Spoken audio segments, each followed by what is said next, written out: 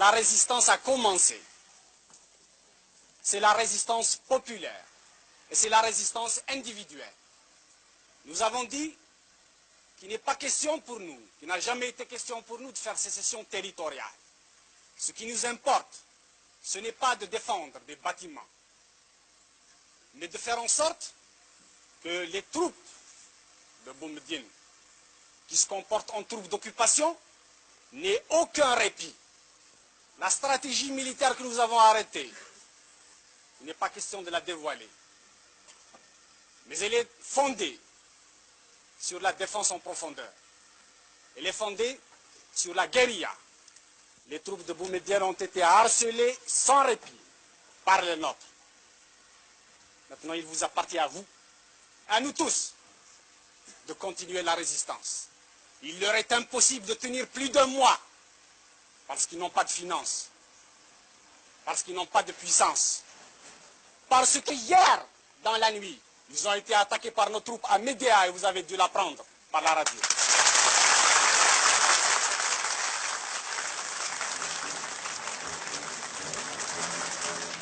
Et le colonel Sissadok, une figure légendaire, le plus ancien des officiers de l'armée de libération nationale, ne craint pas de parler très haut, malgré la clandestinité.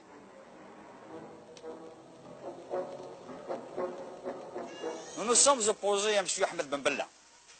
Ce monsieur ne pense qu'à sa personne. Il prétend faire du socialisme, mais il s'est basé sur le socialisme de Gamal Abdel Nasser. Il crée une classe pour brimer le reste du peuple. Il prétend faire du socialisme avec les comités de digestion. Il prétend faire du socialisme avec l'opération Sireur, avec l'opération Reboisement, avec l'opération Labour. Regardez ces montagnes qui sont devant vous. Les témoins les plus opérés. Regardez s'ils sont labourés. Où il est l'opération Labour? Où il est l'opération Serreur? Ces enfants que vous voyez devant vous ne vont pas à l'école. L'école, la plupart des écoles est démolie. La plupart des maisons sont démolies. Le gouvernement n'a pas pu faire face à ses responsabilités et à ses obligations. Il ne se réfugie que dans la stratosphère de la haute politique. Ils veulent libérer la Palestine arabe. Ils veulent envoyer des troupes en Angola. Ils veulent envoyer des troupes en Mozambique. Et l'Algérie, elle ne fait que 12 millions d'habitants. Et à ce moment-là, il y a 12 millions de gendarmes qui entendent des voix. Et l'armée du colonel Boumediene? Et l'armée du colonel Boumediene? Le colonel Boumediene, ce que je peux dire de lui, c'est un petit intellectuel venant de la mosquée du Caire. Il a fait sa révolution au Maroc et à Tunis.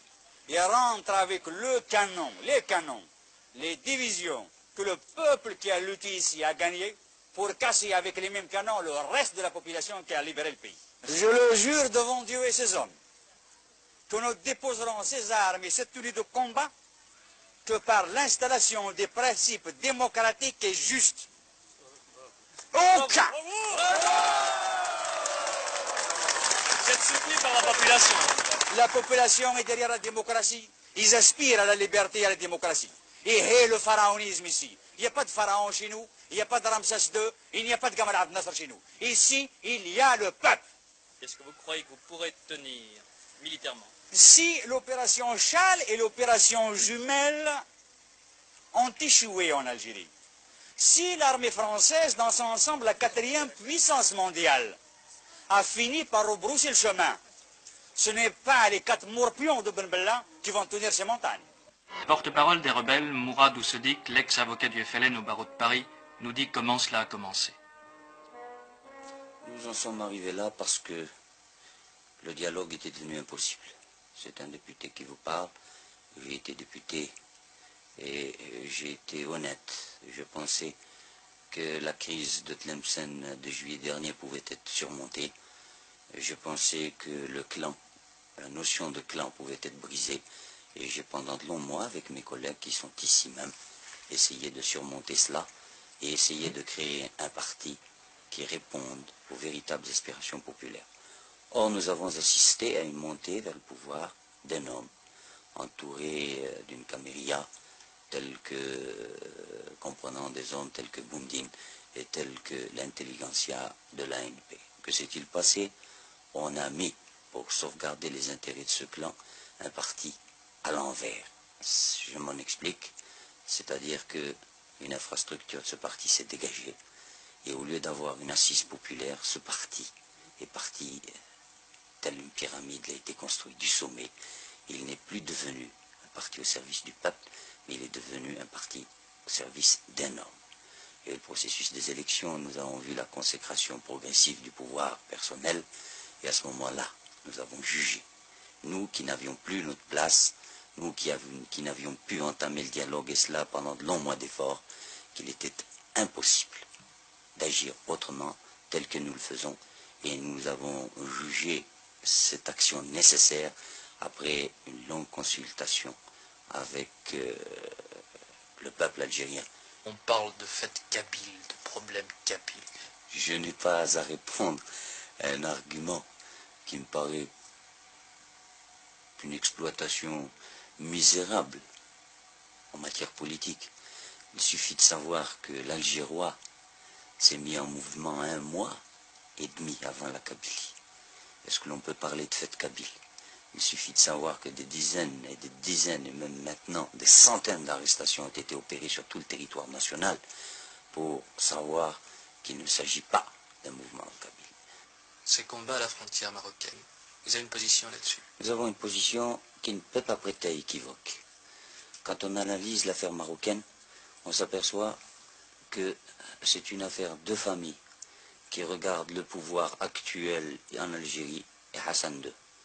Peut-être que Ben Bella a fait un accord secret avec M. Hassan II pour lui faciliter l'accession au pouvoir au moment de la crise de Tlemcen, mais cela nous importe peu. D'ores et déjà, nous prenons acte de ce que Ben Bella se voit acculé et qu'il risque de faire des concessions. Nous tenons pour nulles et non avenues ces concessions consenties par un gouvernement que nous ne reconnaissons pas, et nous défendrons par tous les moyens, ultérieurement, l'intégrité de notre territoire. Cet endroit, les Algériens l'appellent la forêt sacrée. C'est ici, dans la forêt de chêne-liège que domine Assasga, que fut tiré il y a bientôt 10 ans le premier coup de feu de la guerre d'Algérie.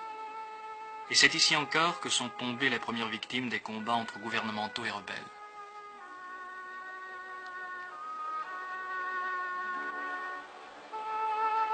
Il y avait cependant beaucoup de raisons pour que l'on ne reprenne pas les armes. Alors c'est la tombe de votre fils ici? Oui, c'est la tombe de mon fils, oui, mon fils.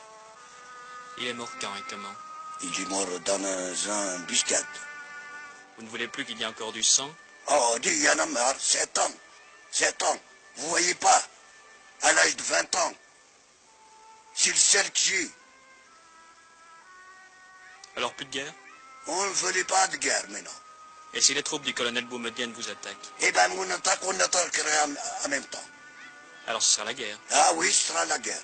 Moi, je suis le premier à le prendre. À Alger aussi on s'engage. Des milliers de jeunes gens ont endossé en hâte la tenue léopard pour combattre, en principe, à la frontière marocaine. L'affaire marocaine a créé une diversion miraculeuse, unissant la population dans la même haine contre l'ennemi et faisant passer à l'arrière-plan les dissensions internes qui demeurent peut-être le vrai problème.